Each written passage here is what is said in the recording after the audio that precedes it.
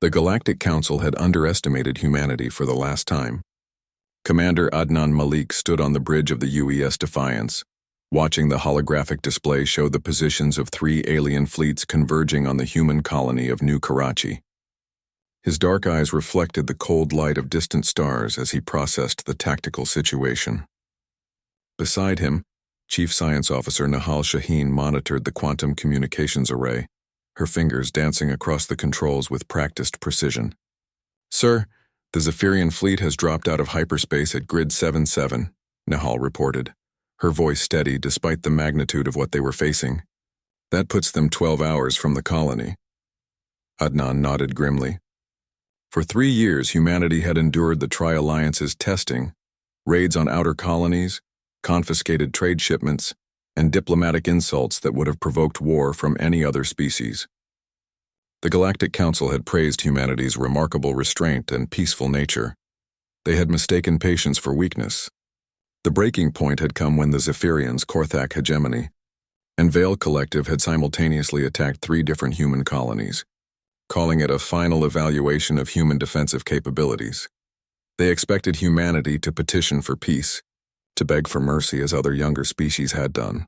They were about to learn why humans were different. "All fleets report ready, Commander," Nahal said, her eyes never leaving her screens. "Operation Thunderclap is a go." Adnan activated the fleet-wide communication channel. His voice carried to every human ship across 3 star systems, over 2,000 vessels that had been secretly positioned during months of apparent diplomatic negotiations. "This is Commander Malik to all units. For too long we have shown them our patience. We have demonstrated our desire for peace. We have proven that humanity seeks coexistence." His voice hardened. "But they have mistaken our restraint for submission. They have confused our wisdom with weakness. Today, we remind the galaxy why patience and peace are choices we make, not limitations we possess." The first phase began with surgical precision that made the aliens' war computers crash trying to process the data. Human ships materialized from stealth fields, dropped out of microjumps, and emerged from behind asteroids and moons with timing so perfect it seemed choreographed. The Zephyrian Admiral's flagship found itself surrounded by 30 human destroyers in the span of 12 seconds. Nihal coordinated the electronic warfare assault from her station. Human quantum viruses infiltrated alien networks, turning their own weapon systems against them. Communication arrays went silent. Navigation computers began reporting impossible positions. The psychological warfare was as devastating as the physical assault. Aliens who had never seen humans show aggression suddenly faced an enemy that seemed to anticipate their every move. "Korthak flagship is requesting surrender terms," reported the communications officer. "Denied," Adnan replied without hesitation. "They wanted to test our defensive capabilities. We're showing them our offensive ones." Day 2 saw the human fleets demonstrate tactical flexibility that alien military academies would study for centuries. When the Veil Collective attempted to retreat into hyperspace, they discovered that humans had developed interdiction technology that made escape impossible. When Korthak reinforcements arrived, they found themselves facing human ships that had somehow reconfigured themselves into entirely different vessel types during the battle. Nahal's scientific background proved invaluable, as she coordinated technological surprises that left alien scientists questioning their understanding of physics.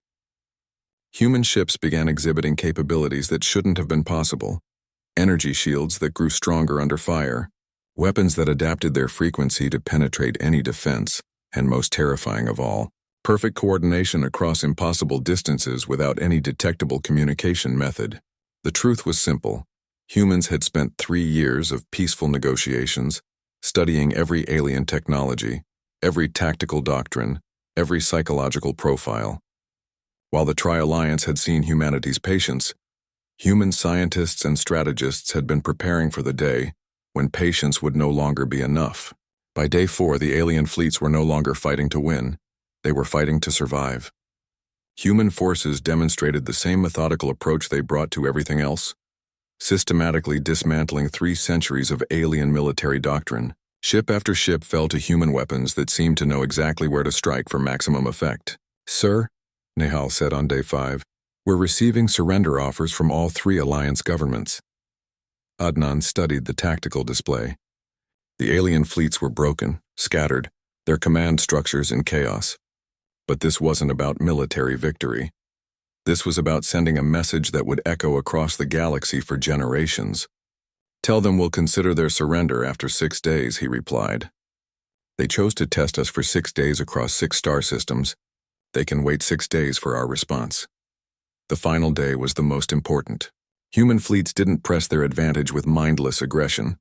Instead, they demonstrated the same controlled restraint that had defined humanity's earlier diplomatic approach.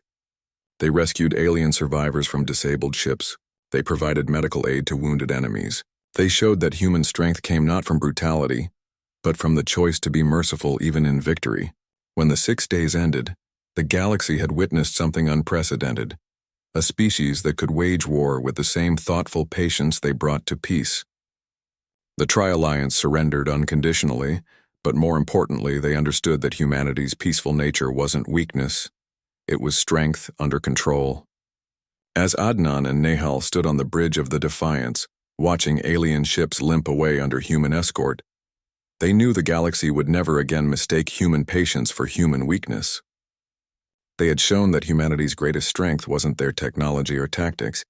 It was their ability to choose when to use them. The 6-day war that shook the galaxy ended not with human conquest, but with human mercy. And that mercy, exercised from a position of absolute strength, proved more terrifying to potential enemies than any weapon ever could. The galaxy had learned why humans were patient, because when their patience finally snapped, nothing could stand against them.